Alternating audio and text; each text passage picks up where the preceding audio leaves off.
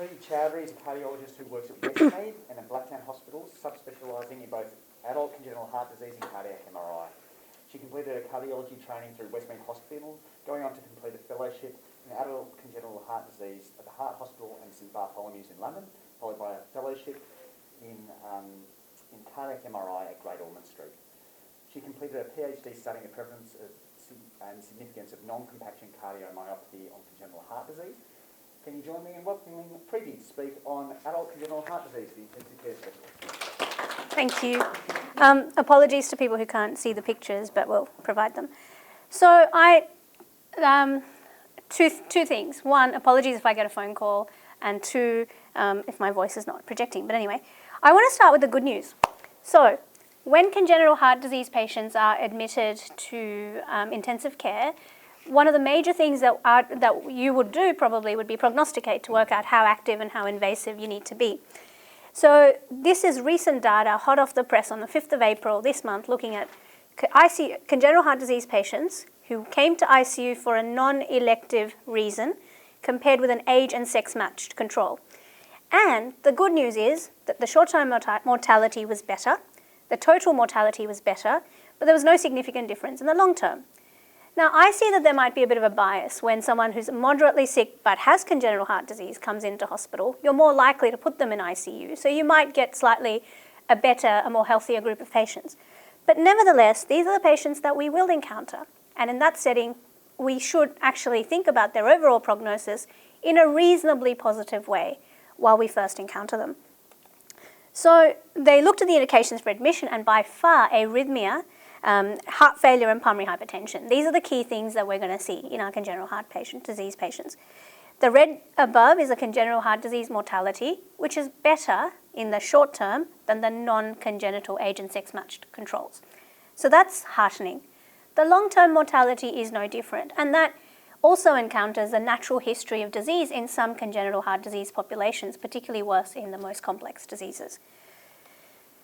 The other good news is that they're surviving. So patients with congenital heart disease in the 80s with certain conditions like hypoplastic left heart, where the left heart is tiny and the right heart does the entire work, they would not survive to adolescence. Their mean age of death was 5 years of age.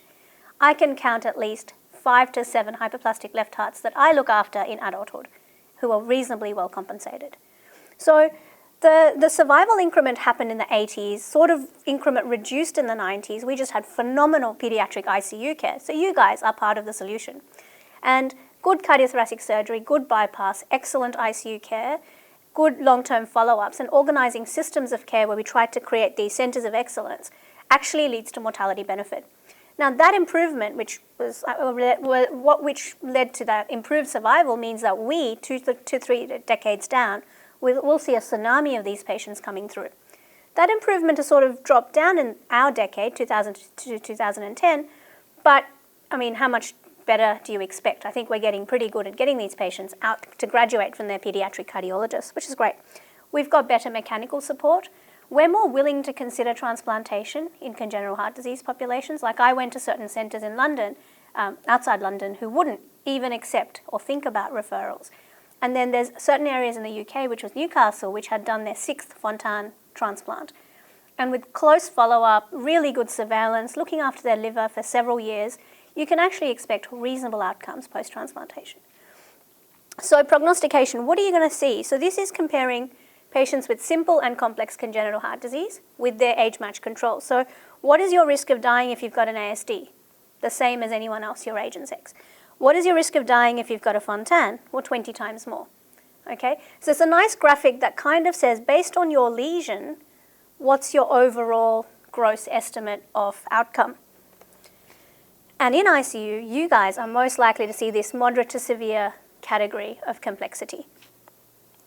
So this is a really cool way, and this is a paper by the Brompton group, and this is a really simple way at fingertips at the bedside when you see someone with, say, Epstein's anomaly. You want to know, if there's a 40-year-old patient with no congenital heart disease, what is this Epstein 40-year-old comparable to? So in terms of their 5-year mortality. So if your 40-year-old is expected to survive, 99% of us are expected to survive for 5 years, you take an Epstein's anomaly patient, what is their rough non-congenital age? And in a sense, you'd see that they're more around the 55 age group, and whereas a Fontan would be in the 75 age group at the age of 40. Now, a word of caution is that the Brompton guys started to do cardiac surgery almost a decade before Australia did.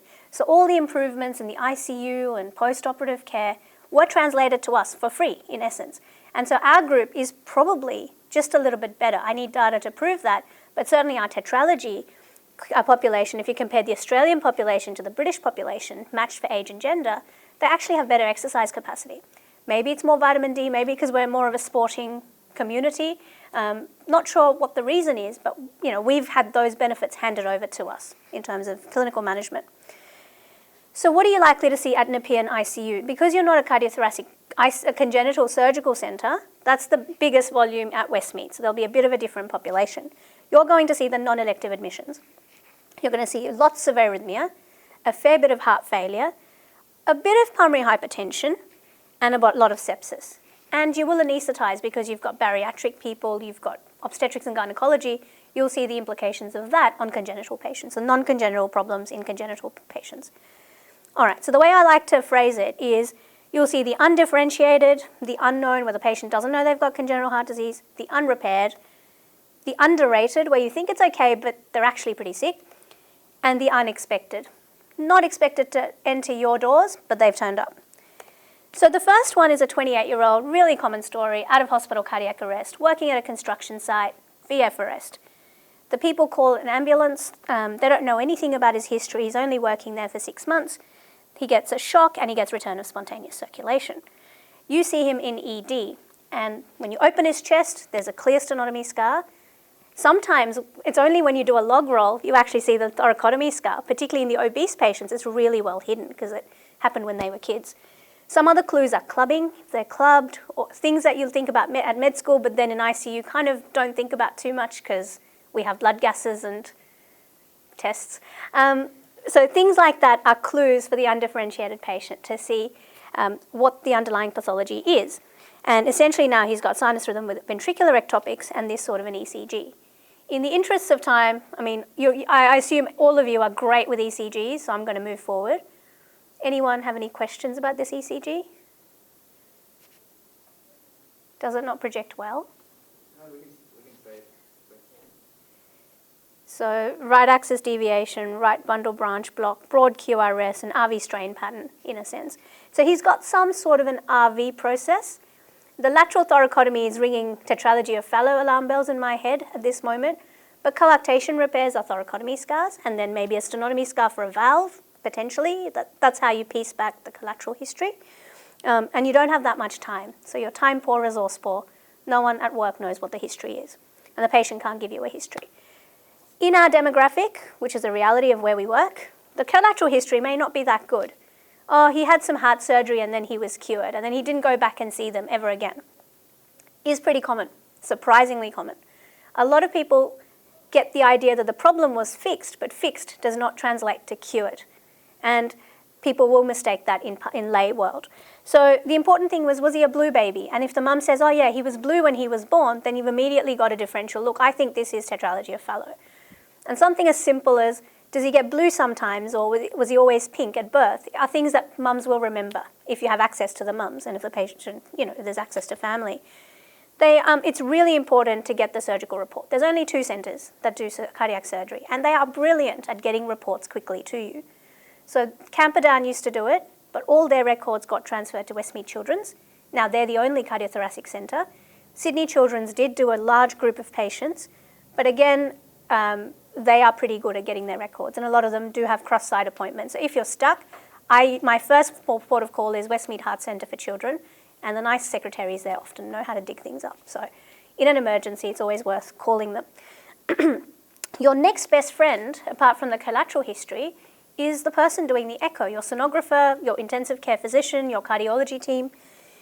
And yes, you don't have access to complex congenital echocardiographers with lots of titles and degrees from Brompton, but as long as you've got someone who can take good images, the principles are that you analyze each section of the heart.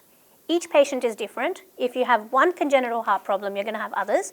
So you literally look at the inflow, normal, not normal, can't see. Atria, atrial septum, any holes? No.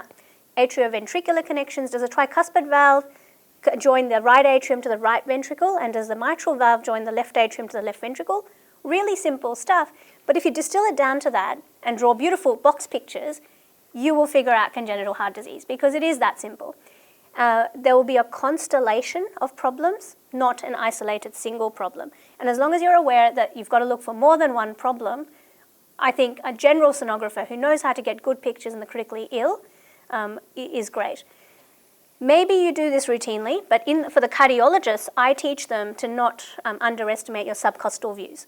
When you've got someone having CPR done and defibrillated, and your subcostal views in kids' world is your entire echo, and then you'll just do a bit of an apical for fun and a bit of a parasternal for fun.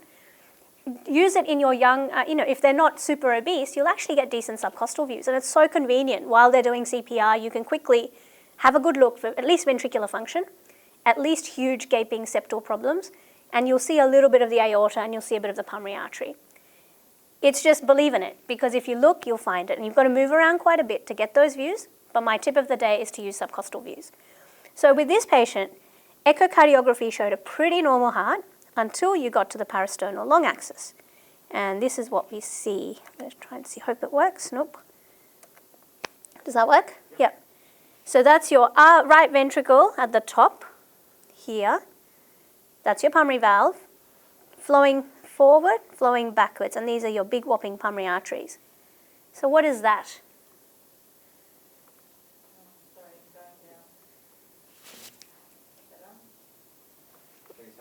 What we're seeing is flowing in and out of the So that's, it's not, you've got mosaicism on inflow and extensive regurgitation. Yeah.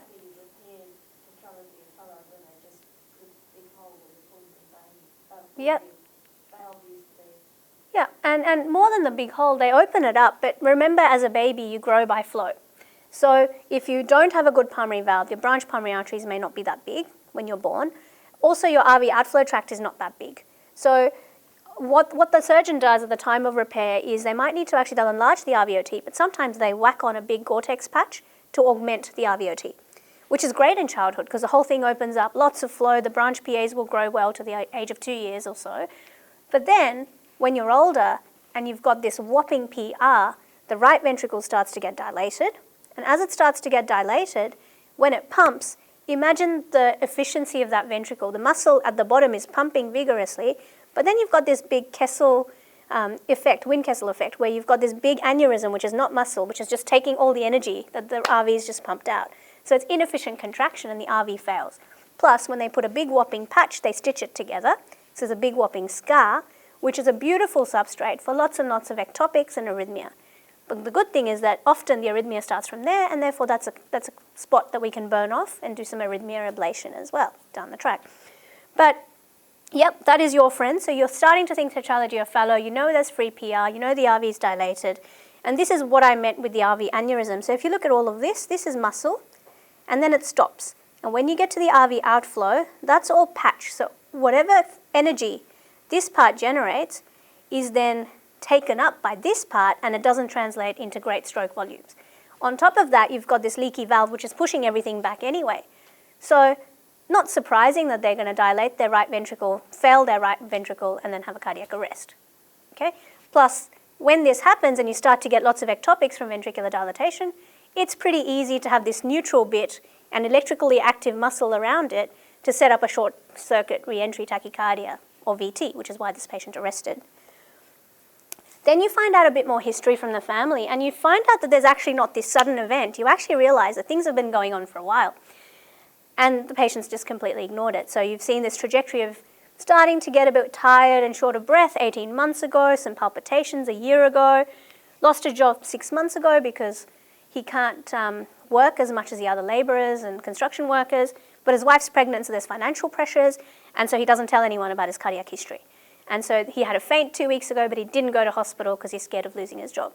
So the important point here is that there's a social milieu within which these patients live that determines their decision-making process. So you can't just sit there and go, it's your fault because you didn't come in. It serves you right. It's, look, there are major challenges. Also important to remember is that when you have cardiac surgery, you do have some cerebral injury at the time of surgery. These operations can go for 6 to 8 hours. There's tiny, tiny air emboli. There's a whole bunch of things. So they don't have the same, so they have serious neurocognitive issues on occasion, and they may not be able to make it the same way as you guys did to become professionals in your job. So I always have a bit of empathy for their struggle, and I think they're such troopers to make it to adulthood and kind of live a normal life.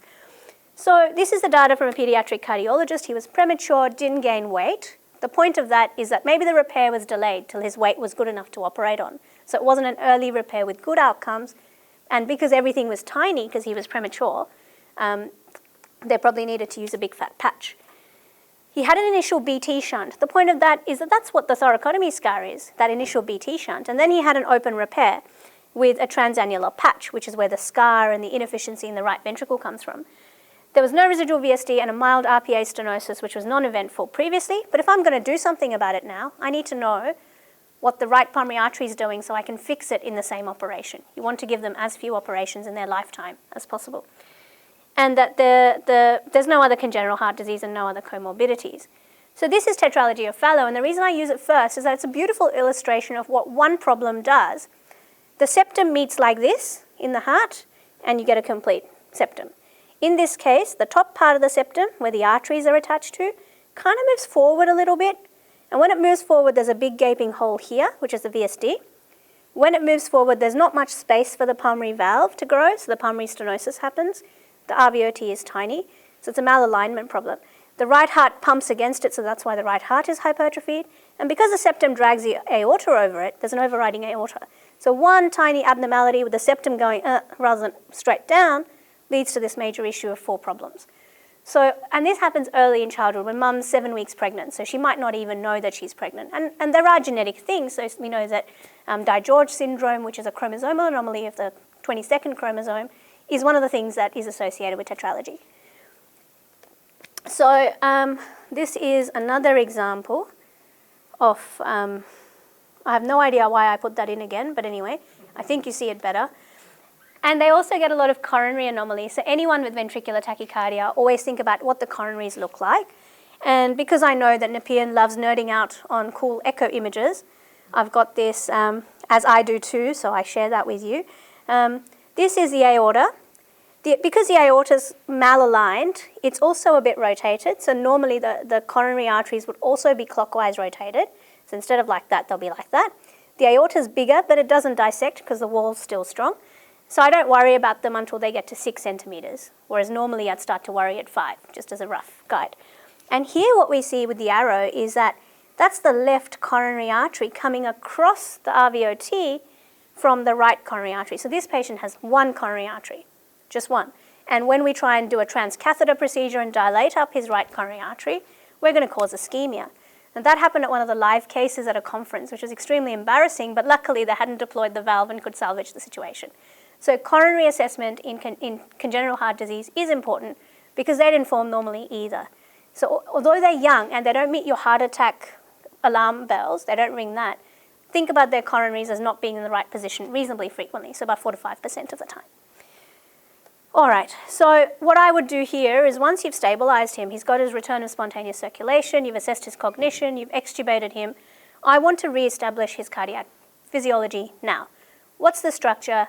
How obstructed is the RPA? What's the volumes of the RV? And here my best friend is cardiac MRI. You can see the RV really well on cardiac MRI. You can see the extracardiac structures and you can quantify it. 3D echo pretends to be as good, is non-superior, but in congenital patients, we use cardiac MRI numbers because they're proven to correlate with mortality. So all for 3D echo because it's at the bedside, but I would get objective numbers before I decide to operate or intervene in this patient. So what would you, so at that point I would say, what's the structure, what's the function? So he's got free PR, dilated RV, 180 mils per meter squared. He's got an aneurysmal right ventricular outflow tract. He's got a moderately narrow right pulmonary artery, so that's the structure.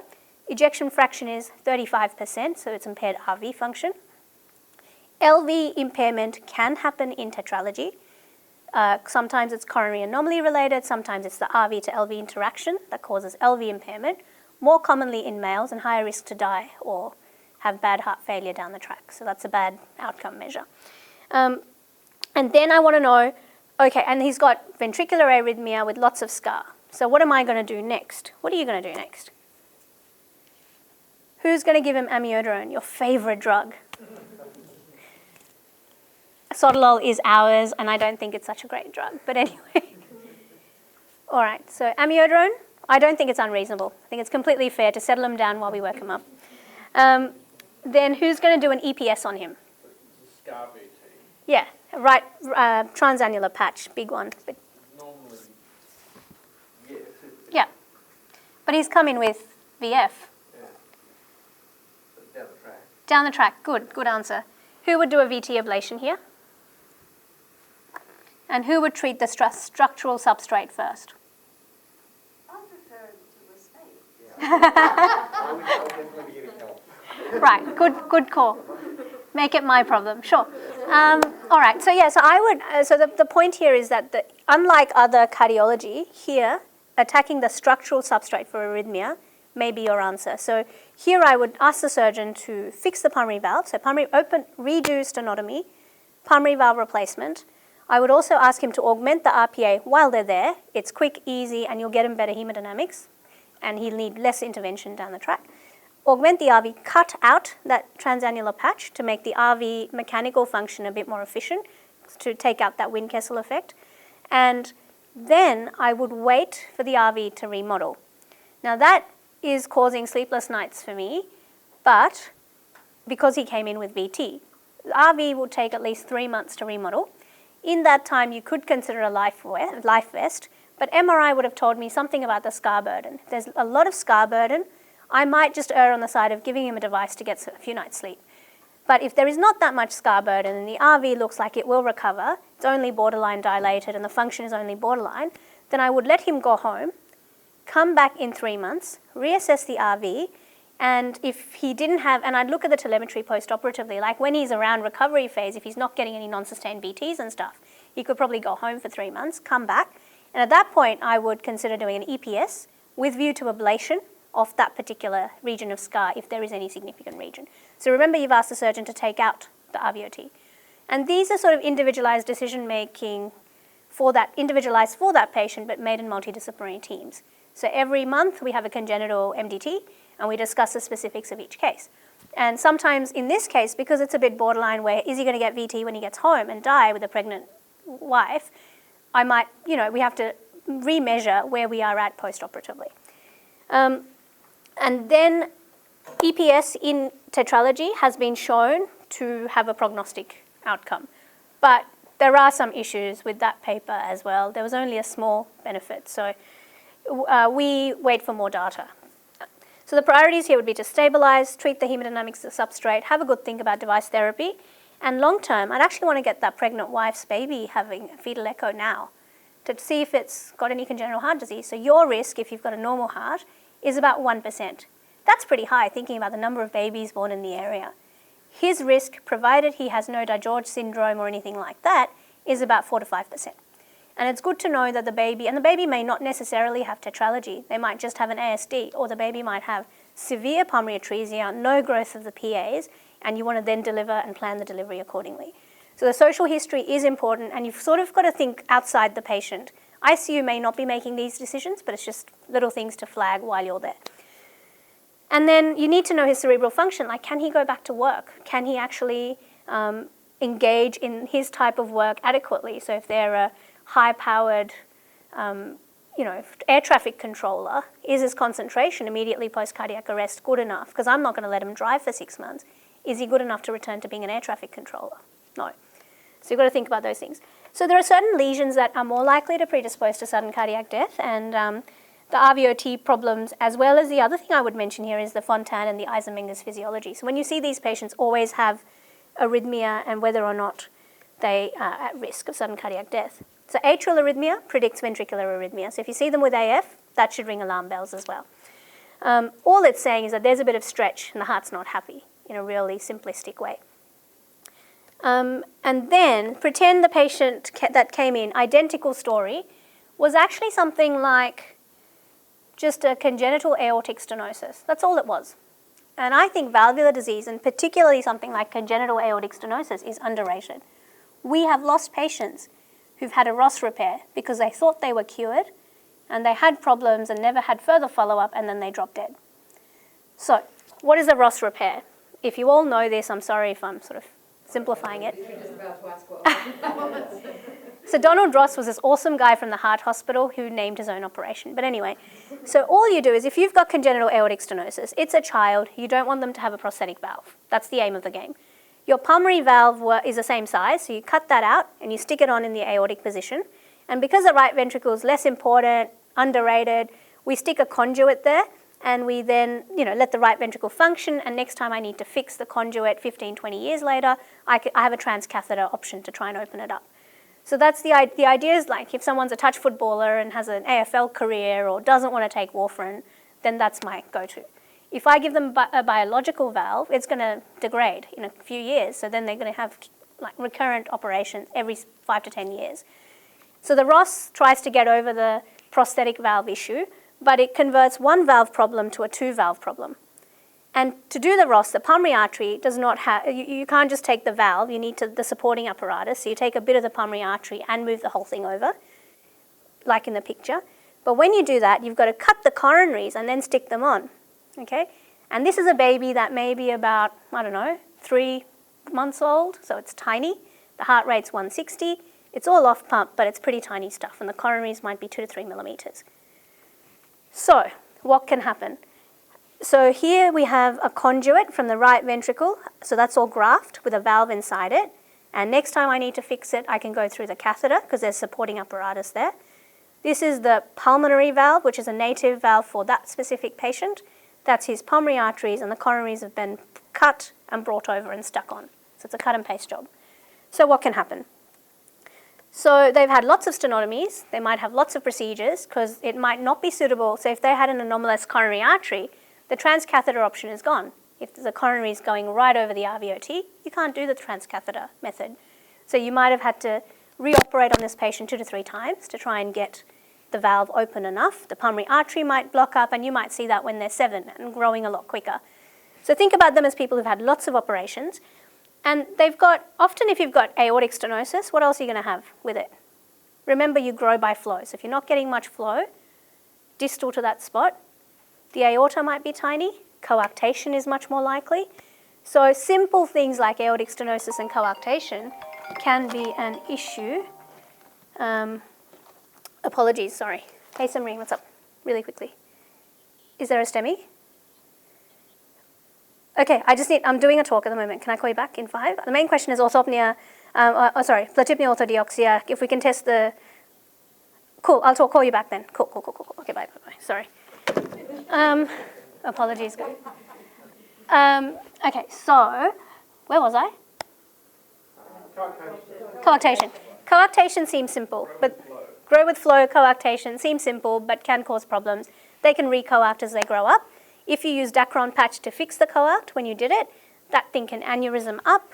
And I've got a lovely picture there. So they die, and so we stop doing them. But we've still got people walking around who had them when we didn't know they die and get aneurysms, and we just watch them really carefully. And that's what a recoarctation looks like, with all these collaterals trying to get the blood back down. And that's what, so their blood pressures are high, and you can't feel their left arm pulse, and you can't feel their femoral pulses. And then the other thing that can happen is look at the coronary, where it was stitched on. See that tiny, subtle, focal, ostial left main stenosis? And that's how people drop dead and get VT, like this patient. So thinking about the coronaries is a really important part of evaluation of a post-Ross patient. Or the other group that you are going to see quite a lot of is people who've got transposed great arteries, where the aorta comes out of the right ventricle and the pulmonary artery comes out of the left ventricle. And what the surgeon does now, since the 1990s in Australia, is that instead of doing all these baffles and things, we just swap the aorta and the pulmonary artery. And because bypass has gotten so much better in the paediatric world, we are allowed to do that now. So all we do is we cut out the pulmonary artery, stick it onto the top of the aortic root, and you need to do a coronary reimplantation there. And that's the other group that will survive that you'll see. So think about the coronaries. And then this is a special thing. So if you've got a tight aortic valve, a tight coarct when you're a baby, the subendocardium gets significant stress, and so it's all fibrosed, which is a great spot for lots of scar to get VT. It also causes a really restrictive ventricle, so you get diastolic dysfunction in this group and subsequent pulmonary hypertension due to left heart disease. So subendocardial scar can be ischemia, because that's the most hypoxic area, or it could be congenital aortic stenosis related. And you look at whether or not it crosses coronary territories to make the diagnosis. But the point is that if there's lots of scar, there's going to be lots of VT. And EFE you can't really burn off because it's such a huge scar around the entire ventricle. These are the people that will end up on the transplant list because there's not much to do. All right, so then we get to the unknown. How are we going for time? Am I yapping on? Tell me to stop because I could talk till the cows come home. 20 minutes or so. Perfect. The unknown. So a lady comes in who's hypotensive, who's a fitness instructor, no congenital heart disease. She's COVID negative. I thought we should put that in because COVID's such an issue. She's febrile and she's got crappy lungs. Maybe I shouldn't say crappy on the recording. We send a septic screen and you're consulted. This is her CT. Nice. Lots and lots of focal infection and abscess. And then when she's in CT, she has a code blue for seizures. Is that the best place to resuscitate or what? Favorite place to resuscitate. Luckily, they managed to get great pictures just before she arrests. And you see these punctate subtle lesions. There. I chose subtle because what's the enjoyment of obvious? And then she's commenced on anticonvulsants. There's no mouse movement on the... Yeah. Oh, is it? Oh, okay. Is that better? No? Okay. Anyway, so this is your echo because some amazing ICU intern, registrar, resident heard a murmur. So here's your echo. What does that show? Just try it again. Parasternal short axis, aorta in the middle. There's a little bit of red from, say 11 o'clock. Looks like a VSD of some sort. Yeah, it's a little muscular VSD. Is there a log going through? And is there something wrong with the aortic valve as well? Because it doesn't look tricuspid unless it's an off-axis in between. It's an off-axis in between shot. You can see one leaflet. But what the reason it looks weird is because it looks like it's aneurysming at where the red flow is. Yeah. It's like that ring socket. Yeah. So it's just below the aortic valve because that's where the hole is. It's the septum just under the valve is deficient, but there's a lot of tricuspid accessory tissue that's actually stopping it. So this is a tiny, restrictive ventricular septal defect that this fitness instructor had no idea about. So this is what I call the silent but deadly disease, because a muscular VSD, which is restrictive, isn't, she's not going to know about it at all. Someone might hear a really loud murmur, but that's about it. And we'll say, come back every 5 years and she'll forget eventually. But it can be deadly because that's a beautiful place for your favorite E. coli or Staph aureus to hide because your immune system is not going to get there because of turbulence.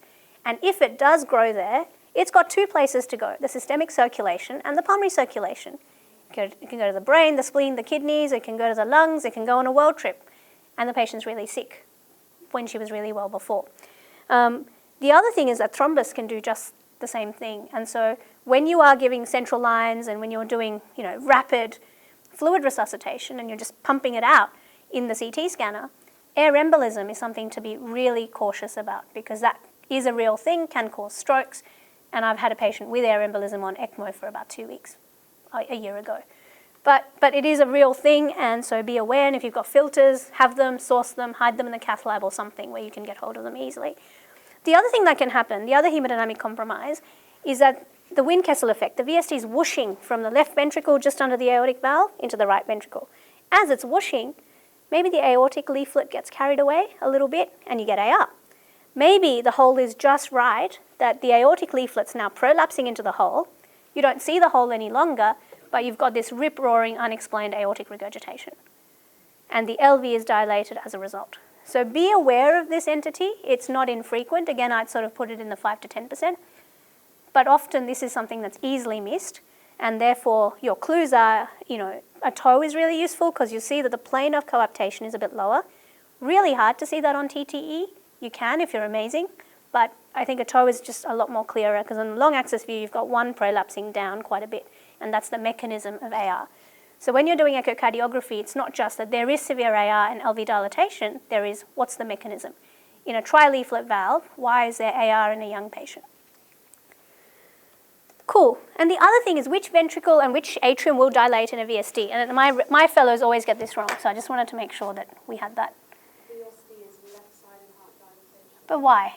So it's to do with the timing that it's going. Good. The fact that your AV valves are closed, and so it's just directly Yep. into the ventricle. Absolutely right. So I don't need to teach an opinion congenital heart disease. If they get that, they get congenital heart disease. That's exactly right.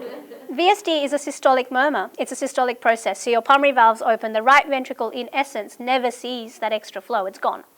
The pulmonary artery will dilate. That excess flow will come back into the LA-LV. The LV will then push that excess flow back into the RV, but the RV's never had time to see it because the pulmonary valve's open and the flow goes out. Okay, so that's really crucial. The pre-tricuspid shunts, which is your ASDs, your coronary fistulas, and your anomalous pulmonary veins, they'll cause your RA, RV, PA dilatation. But the PDAs and the VSDs will actually cause LV dilatation. Because remember, the RV never saw the PDA flow either. It went straight from the aorta to the pulmonary arteries back to the LV. Yeah? Is that clear?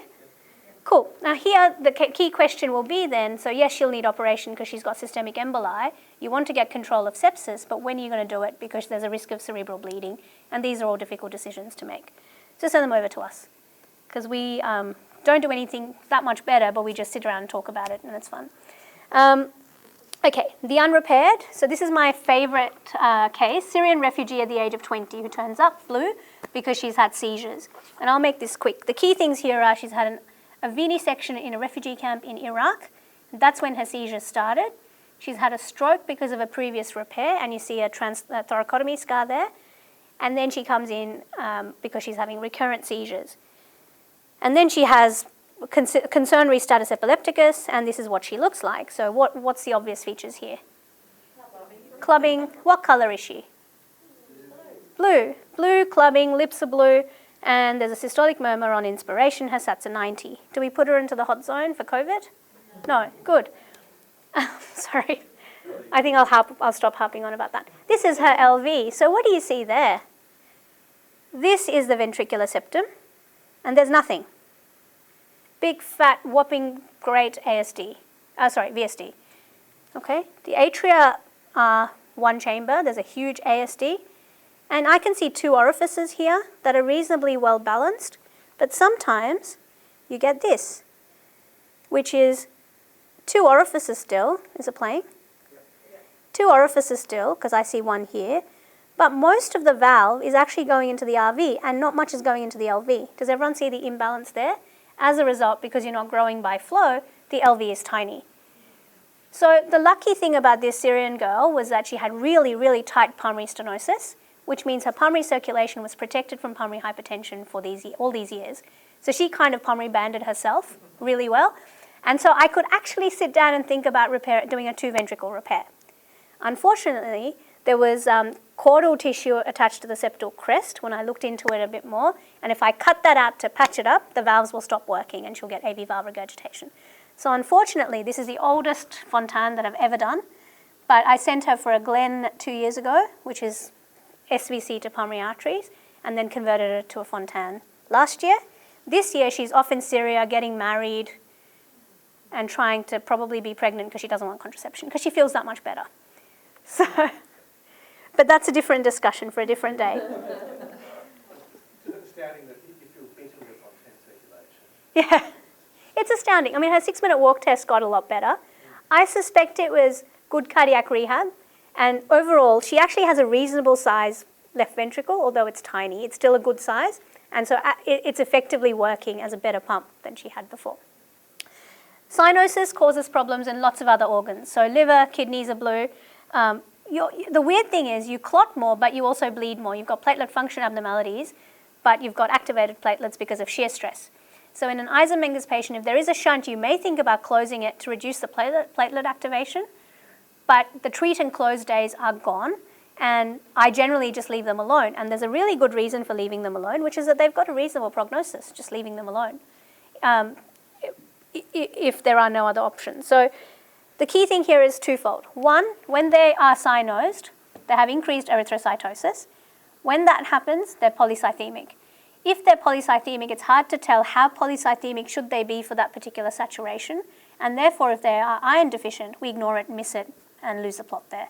if they're actively bleeding or if they've got any major problems, that's missed because the polycythemia reassures us, oh look, the hemoglobin's 130, I'm not going to worry about that. But in fact, they're grossly iron deficient. Iron deficiency has been correlated with cerebral thromboembolic events, so we don't want to miss iron deficiency. But if they're hyperpolycythemic, like they've got decompensated secondary erythrocytosis, they get hyperviscosity, so the blood sticks everywhere, clumps everywhere, they get headaches and tinnitus, and then venesection sort of gradually is okay. So very careful balance, and they also get paradoxical emboli, they get cholelithiasis, and lots of cerebral abscesses. That's a CT venogram for this patient. So she had a cerebral venous sinus thrombosis where the arrow is, and that is the cause of her seizures or the old stroke that she might have had.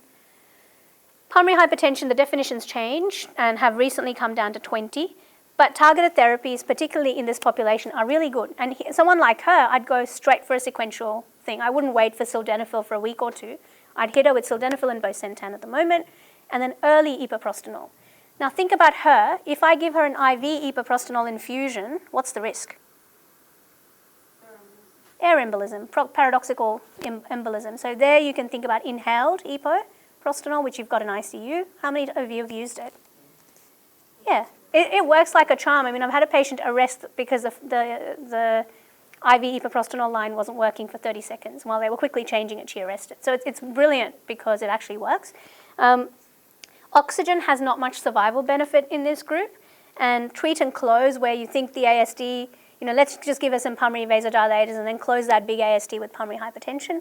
Those days are gone, but what you can consider, because the outcome's no better in prospective trials, but what you can consider is doing a closure and leave a tiny fenestration for when the pulmonary pressures become increased for whatever reason, like Valsalva, and there's a bit of a blow-off valve. So that's something that we can consider. Yeah. Can I ask how you, whether you use the PVR to SVR ratio for deciding upon closure, and how you measure the PVR, because whether you use VA catheters because it's difficult or MRI. No, I use PA catheters. MRI is awful for pressure, but what we did in GOSH and what I would love to do here, because so the beauty of cath is beautiful pressure measurements, wrong cardiac output measurements, or imperfect cardiac output measurements. We used to put a swan in the cath lab in GOSH. We would then, because it was right next to the MRI suite on a train track, we'd wheel the patient over, put the swan in a bit further till we got a pressure trace to say pulmonary arteries, aortic pulmonary flow, 10-minute scan, and you've got an accurate cardiac output, and you can titrate your decision making on that basis. We can't do that here. This is a different infrastructure. We were at a kids' hospital, which was well funded. But what we use catheter, because I think pressure measurements are hard to get echo, MR, so we use catheter. And in this group, it's actually, this patient had pulmonary stenosis, so she was difficult, but generally they're not that difficult to get the PA catheter in. So we do a right heart cath in this setting. St. Vincent's will do it from the jugular, which is even easier. At Westmead, we do it femorally, but we get it there. So for closure decisions, I would use invasive hemodynamics. And no, SVR to PVR ratio is more important in the Fontan circulation. For shunts, I go with, is the RV dilated? If it is, it probably needs to be closed, provided there's no pulmonary hypertension by cath. This is another good news. Eisenmenger survival compared to idiopathic PAH, like your connective tissue disease or your familial genetic. Such a good survival. So targeted therapies work. We expect an actuarial survival based on this 5-year data for 80% to 10 years. That may be drawing a long bow, but we see 60-year-olds, clinical practice, a big fat ASD, unrepaired, mum didn't want surgery, 60, 65, still functioning enough to be independent. So I think Eisenmenger should not immediately lead to the palliation reflex. So air embolism we've talked about, prostacyclins are really good. You guys have the ability to get hemodynamics so easily. We love hemodynamics. We love it. We love measurements. So if you can get them, brilliant. It'll help you guide therapy. And unexpected. So basically this is an interesting one. I'll kind of go through it quickly. 20-year-old girl who had pelvic endometriosis, had a laparoscopy. In the laparoscopy, got delayed, had a bit of a bleed, then became hypotensive. You went to the op suite, and this was her ECG, sinus rhythm, preoperatively, completely normal. She's hypotensive, tachycardic, 95% saturations. She responds to fluid, and you see that she's got a well-balanced Fontan circulation. By well-balanced, SVR and PVR are in the right space. That night, she gets non-specific chest pain, and she's a bit hypotensive and a bit, slightly low saturations and a bit tachycardic. So your lovely resident at night duty does due diligence and thinks it's too much fluid given by ICU. ICU love giving fluid. That's what's done this. Fluid restricts her to 1 litre, gives her GTN, CPAP, and serial troponin. What's going to happen next? This is your smartest resident on night shift. She codes. What have you done here? So what you've done here is converted a good Fontan to a terrible Fontan by fluid restricting her when she's bleeding and dry that morning. She's got less volume going through her circulation. That's her Fontan. So, this should loop, shouldn't it? Sorry, that's her Fontan, just behind the atrium. A fenestration just means that there's a tiny hole there that allows for a blow-off valve. If the pulmonary pressures get too high, like when you're intubating her, extra blood flow will go into the atrium. She'll be a bit blue, but the whole circuit won't fail. And it's a marker of severity in my mind. So if the surgeon who did the Fontan thought she needed a fenestration, particularly in a woman, then the pulmonary pressures were not completely normal. And the reason I say particularly in a woman is because when we try for pregnancy and delivery, cyanosis is really bad. Much higher rates of miscarriage, low, fetal deaths in utero, etc. So when you do a fenestration in the very beginning, when they're 5, you've got to think of the lifelong journey that's ahead of them. Okay, so critically ill Fontans. The word is not a Fontan procedure, the word is Fontan palliation, and that's something that we all need to keep in our minds, and it's not a cure. And there are 2 stages, and there are different types of Fontan. The atriopulmonary, some wise person, which I think is a really smart answer, thought that, look, why don't I just use the atrium to give some contraction instead of excluding the ventricle from the circulation? Why doesn't, the atrial contraction might push a bit of blood flow through. Great idea, but does not work out because the atrium dilates, gets lots of clot in it, so they die of clot and arrhythmia. And we actually convert them to an extracardiac conduit, and that's an ANZ CMR win, ANZ Fontan registry win. That's an Australia-New Zealand thing where we actively converted them to TCPCs, where the rest of the world isn't quite doing that as much. A lateral tunnel is where they use a tube, but one wall, the back wall, is still your normal atrium. And that's what she had, and an extracardiac conduit is just external. And it depends on the anatomy and what you can get up there and how easy is it to baffle and surgeon preference, which one you do. But we all know that atriopulmonary are really bad, we've stopped doing them. And a fenestration we talked about. So Fontan haemodynamics, the Fontan circulation is volume dependent. Negative intrathoracic pressure dependent because you're sucking the blood in to the pulmonary arteries. So if you do laparoscopy, what are you going to do? Increase the abdominal pressure and the Fontan will fail. So if we think about this girl, I'll come back to that slide, but if we think about this girl, the causes of hypotension are, she's had laparoscopy, we've got to make sure the pressures we use to insufflate the abdomen is lower than the Fontan pressures, otherwise the circuit's going to fail. If we can do an open procedure, actually maybe better. Or we use low insufflation pressures, and she's a young skinny girl, you could have gotten away with 8 or 10 rather than using 12 or 13. So that's just something the anaesthetist needs to bear in mind. Intubation, ventilation, positive pressure, same story. You need the negative intrathoracic pressure. Diaphragmatic paralysis, atelectasis, pleural effusions, same story. Again, you've lost that sucking ability to get the blood up. And then when you're doing anaesthetic, so there is where your SVR, PVR ratio is crucial for this case. Blood loss, arrhythmia, and coronary emboli. Now quickly, these are the issues I consider in a sick Fontan. The key thing is liver, because mostly when I can't get them to transplant and they get rejected by transplant is because of intractable liver failure. As the pressures in the lung increase, they were never meant to be a cure. They're never meant to make 60s. We have one yoga teacher in London who made 55 before a transplant. But essentially, they're a palliation. So as the pressures inevitably increase over time, your diastolic dysfunction happens, your pulmonary pressures increase, the venous congestion in the intestines happens, and then they lose protein like there's no tomorrow. So the albumin just goes out, the poo. The renal function is never normal because they're blue kidneys with a fenestration. And essentially they get plastic bronchitis and PLE. And once you get PLE, it's just a harbinger to say, look, I need to think about the end game for this patient. Transplant, palliation, where are they at? What else is going on? Protein losing enteropathy. The pulmonary pressures are so high, your central venous pressures are high, the intestinal venous pressures are high, so any albumin you get in, absorbed, goes right out because the cells are really wide apart. Weird things that treat it, like subcutaneous heparin is a big molecule and blocks the brush border. That seems to help. Budesonide helps. Sildenafil helps. Anything to lower the pressure. And some people do. There's a whole bunch of things that you can do, but these are the three that tend to help. EPO, I would start to consider about prostacyclin as well, but you have to be really careful in someone like that because there's not much blood pressure to work with. But once they start getting that, I surveillance my Fontans every year with a FibroScan, and I look for fecal fat, essentially, and fecal protein.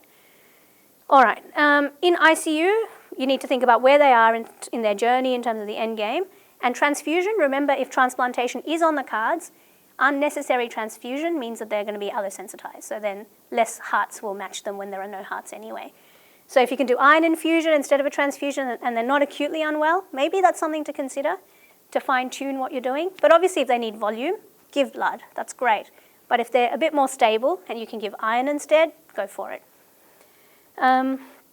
We've talked about that. And so you need seasoned players because who thinks that is sinus tachycardia? In a woman who's had an operation, who's bleeding, who's dry. There are, if I can convince you. That one, that one, that one. Better in the V1. I always look at V1 for P waves, but this one's not a good example. All right, probably that one. Anyway, so there are P waves. So sinus tachycardia, 160 in a 24-year-old should be all right. But not in a Fontan because they've got no time to fill, and because it's such a volume-dependent circulation, the LV has hardly anything coming in, the stroke volume would drop, and that's how they would crash. In Toronto, in the Brompton, in Barts, in the big congenital centres of the world, we would ablate this within 24 hours because it's probably related to the scar tissue from the baffles and the conduits and stuff. So we would take them to the EP lab urgently. Here, I would cardiovert the same day or the next day because ablation slots are limited and it's logistically difficult. But that would be the ideal game, the ideal thing to do. And they get coronary emboli as well because there's a fenestration clot goes across, and so her chest pain might actually be coronary emboli and you look for ischemia. That ECG doesn't support it, but it's not as uncommon as one thinks. Anaesthetic planning when you're in ICU is important. Every Fontan is different. Just because I have a Fontan, this is my recipe, doesn't work. A Down syndrome Fontan, Down syndrome has high pulmonary pressures, association with idiopathic pulmonary hypertension anyway. So here, I'm more focused on getting the pulmonary vascular resistance down. If it's a hyperplastic left heart, that means that the heart is tiny, it's stiff, so the pulmonary hypertension and the failing Fontan is really because of LV diastolic dysfunction. It's not sucking the blood out of the lungs as well as it should. In that case, my entire treatment is going to be, what can I do? Can I make the recollactation a bit bigger? Is there hypertension? Can I get the SVR a bit lower? What can I do to prolong filling time that will improve diastology overall? So the titration is different based on the individual lesion. So one size does not fit all. And finally, I'm going to end, stop talking, with a good news story. So this was my Fontan, who I mentioned earlier went to the hot zone of a COVID ward because the SATs were 90, long-standing. So she actually had PLE, so protein-losing enteropathy, because the Fontan pressures were pretty high. They were about 16. And she was a hyperplastic left heart. She'd survived to 19, which is huge. They died at 5, 20 years ago. She's made it to 19. Her mum died. She didn't come back to follow up. That was a major support. Then she finally linked in with her family elsewhere from New Zealand. They came over. Everything got sorted, and she got transplanted last month, at the age of 20. Now, so it's a brilliant story for her when she would have died at 5 in a different centre a decade ago. But again, once post-transplant, her mortality is 50% at 10 years. So really, not that good news a story, but it's pretty good considering where she was at. What I love about congenital heart disease is this, sitting down, looking at the old stuff, trying to piece the jigsaw together for one patient, which is unique to that patient, and then working out what you're going to do for them. And the fact that you get to do that for them from transition as an adolescent till the day they die. Even if you palliate them, for me, it's quite a rewarding journey because you've been with them throughout all the ups and downs of their life. Yep, that's it. Call me if you need anything. Thanks, guys.